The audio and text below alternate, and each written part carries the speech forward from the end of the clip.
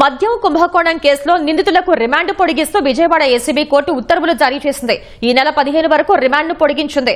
Virtual విధానంలో 7 నిందితులను ACB court న్యాయమూర్తి ఎదుట హాజరుపరిచారు. మరో 2 నిందితులు చెవిరెడ్డి భాస్కర్ రెడ్డి, వెంకటేష్ నాయుడును సిట్ అధికారులు విచారిస్తున్నారు. నిందితుల భద్రత కోసమే వర్చువల్ గా కోర్టు ముందు హాజరుపరిచామని సిట్ దర్యాప్తు అధికారి శ్రీహరి వివరణ ఇచ్చారు. నిందితుల్ని తీసుకువచ్చే సమయంలో వారి కుటుంబ సభ్యులతో పాటు 100 మంది కోర్టుకు వస్తున్నారని, భద్రత కల్పించడం కష్టమవుతోందని న్యాయమూర్తి దృష్టికి తీసుకువచ్చారు.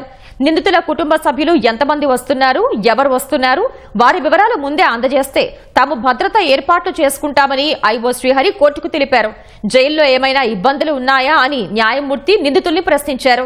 A32గా ఉన్న కృష్ణమోహన్ రెడ్డి 10 కిలోల బరువు తగ్గారని ఆయన తరపు న్యాయవాది విష్ణువర్ధన్ న్యాయమూర్తికి వివరించారు. ఏదైనా ఆరోగ్య సమస్య వస్తే వెంటనే ఆసుపత్రికి తీసుకువెళ్లి చికిత్స అందించాలని జైలు సూపరింటెండెంట్ ఇర్ఫాన్ కు కోర్టు సూచించింది. మద్యం కుంభకోణం, నగదుకు సంబంధించి కొన్ని కంపెనీల నుంచి లావాదేవీలు జరిపారని ఐఓ కోర్టుకు తెలిపారు. 30 కోట్ల రూపాయల సీజింగ్ కు సంబంధించి ఇప్పటికే జీవో వచ్చిందని, వాటి వివరాల నివేదికను సిట్ అధికారులు కోర్టుకు అందజేశారు. మరో 32 కోట్ల రూపాయలకు సంబంధించిన బ్యాంకు ఖాతాలను సీజ్ చేయనున్నట్టు తెలిపారు. కొన్ని కంపెనీలు మద్యం కుంభకోణంకు సంబంధించిన నగదును ఇన్ఫ్రా కంపెనీలకు బదిలీ చేశాయని సిట్ దర్యాప్తు చేస్తుందని తెలిసి ఇన్ఫ్రా కంపెనీలు ఆ నగదును తిరిగి జమ చేశారని సిట్ ఐఓ శ్రీహరి కోర్టు దృష్టికి తెచ్చారు.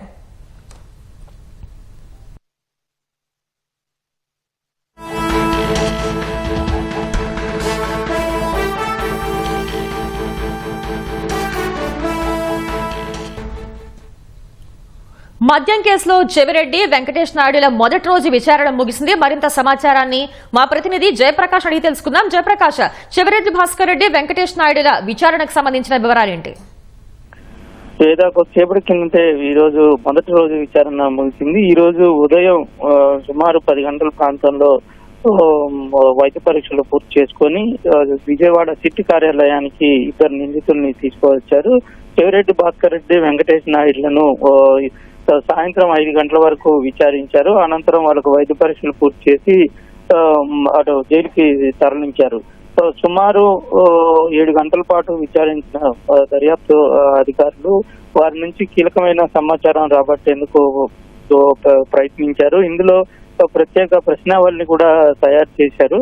ఎన్నికల ముందు ఈ మద్యం నగదుకు సంబంధించి ఎవరెవరికి పంపాలి, ఎక్కడికి పంపాలి అనే విషయాన్ని ఎవరు ఆదేశించారు అనే విషయాన్ని రాబట్టేందుకు ఇటు సిట్ అధికారులు ఒక నూతన ప్రశ్నావళిని తయారు చేశారు.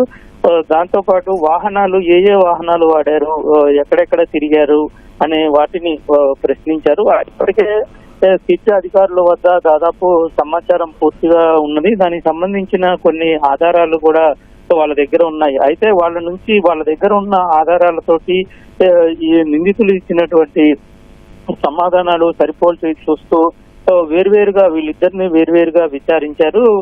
విచారించినప్పుడు ఎవరెవరు ఏ సమాధానం చెప్పారు, తమ వద్ద ఉన్న ఆధారాలకు సరిపోతున్నాయా లేదా అనే విషయాల్ని వాళ్ళు సరిచూసుకుంటూ ఉన్నారు. దీంతో ఎక్కడ ఎవరు అబద్ధం చెప్తున్నారనే విషయాలను కూడా వాళ్ళకి సులువుగా అర్థమవుతుంది.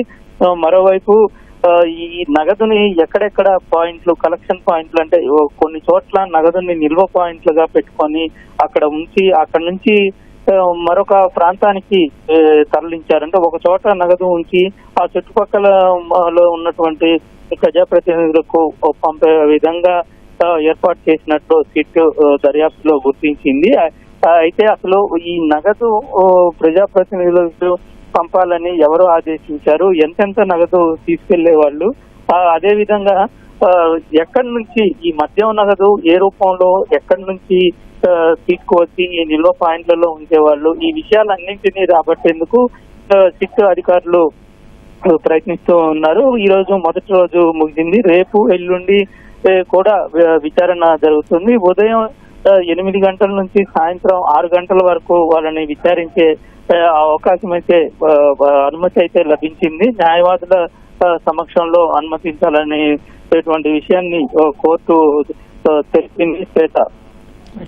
ధన్యవాదాలు జయప్రకాష్.